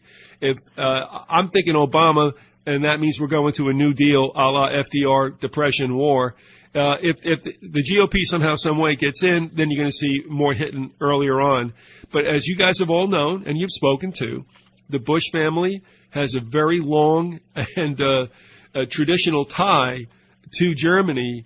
My point about Jeb was only this when I wrote that article for the American Free Press, and I'm like, look, if you really want the Republicans in and you want to manipulate the electorate, what you got to do is have him run because, one, remember something, he's a Bush, and look, no matter what you think about it, just give Rush Limbaugh and the other righties there a chance to work this, and they will think that the Bushes are the greatest thing since the Founding Fathers. The other thing is this, and do not overlook it, Jeb's bilingual. Spanish is his other tongue. Well, I don't care about his sex life. Larry, get out more often. That was the only dumb joke I made today. But I mean, remember that every illegal or legal that's from south of the Rio Grande. I see your point. But the thing is, I sit back and I watch this all like a rigged wrestling match. It still is fun because of the theater, but understand whoever gets into the Oval Office is going to sell a certain emphasis on the plan of our destruction. I don't care who's in there. I'm just going to time it as as how much time I got to get out of Dodge. Having said that, figure out which one's going to go. I mean, it could go either way. It's a toss up at this point. The entry of Jeb Bush in there may be a determining factor that will tell us what the elites are going to do. Yeah, I mean, if he enters, that should just send out. It's really scary because talk about a bunch of evil aristocrats. I mean, that's what they are. Is a bunch of evil aristocrats. It's never been any different, and it won't be from here on in. I'm going to go around. And the Bush, the Bush family, there is a pretty credible argument that they are the grandchildren of Aleister Crowley. To wrap it all back up, right. I mean, the story of the mother and where her mother was, the grandmother, in Paris in the Roaring 20s, with associates of Aleister Crowley, is pretty much good evidence. Barbara Bush is the daughter of Aleister Crowley. That is amazing. If that's the truth, if it's true, the thing is, it looks like him. Well, here's the thing: is that they're all, and that goes back to the general thesis of my book, which is there's a correlation between the events of 9/11 and Aleister Crowley through numerology: 93/11, 77, 175. And I mean, you just have all these. You know, when you look at the totality of the circumstances and the facts, it's hard to get away from that position, you know, and for me at least. And you know, that's there's a lot more. There may be a lot more to the story, to our own history and to American history. At least when you look at what takes place this year, don't get too upset, as I always do. But I mean, just watch how they're going to play the people, because that speaks volumes. Because the whole thing is rigged. And whoever they put in there, like I said, you know, kind of tells us what we can expect for the next 4 years. But certainly, no doubt, we are on very rocky shores, and all this economic chaos and such did not happen by accident. It didn't happen to return us to the way things were. We are the precipice, whether people like it or not, on something very strange and dark and new. And that's just the way it is. William Ramsey, we thank you for being with us. The website is 911. occult911.org.com, excuse me. Can I ruin that anymore? Also check out the works that he has. He's got the book, Prophet of Evil, that was made into a DVD. He's also has another DVD called Occult Hollywood. Check that stuff out. Many of you have said you're interested. Well, I tell you what, hit it while it's hot. Go take a look there. Larry, the contractor guy from the wonderful country of Texas, we thank you for being with us for part 23. Can I read something just very briefly, a poem? Sure. By William Butler Yeats, an associate of Aleister Crowley. Surely some revelation is at hand. Surely the second coming is at hand. The second coming. Hardly are those words out when a vast image out of Spiritus Mundi troubles my sight. Somewhere in the sands of the desert, a shape with a lion body and the head of a man, a gaze blank and pitiless as the sun, is moving its slow thighs, while all about it reel shadows of the indignant desert birds. The darkness drops again, but now I know that 20 centuries of stony sleep were vexed to nightmare by a rocking cradle, and that what rough beast, its hour come round at last, slouches towards Bethlehem to that one. I'm waiting for him. William Butler Yeats, The Second Coming. I tell you what, Yeats, I have to admit, he's one of the few free verse poets I like. And he is very good, and and I tell you what, he had a little mojo going for him too, to the point where he actually had. I think Crowley admitted he was afraid of Yeats. Did you come across that at all? They kind of duked it out, you know, on a spiritual level, and I think Crowley won. I'm not really sure about that. They're claiming to be a magical war. Yeah, claim to have a magical war going on. And remember also that Yeats, during the First World War, was pro-German. So yeah, they may not have been too disparate as we think, but Ireland also didn't want to go with the UK in World War I. But again, there's much more to cover. I thank you guys for coming on. This year will reveal a lot, and I appreciate your input, William. I hope you'll come back again. And Larry, of course, we're going to go on until the end of time, so that's not a problem there. All right.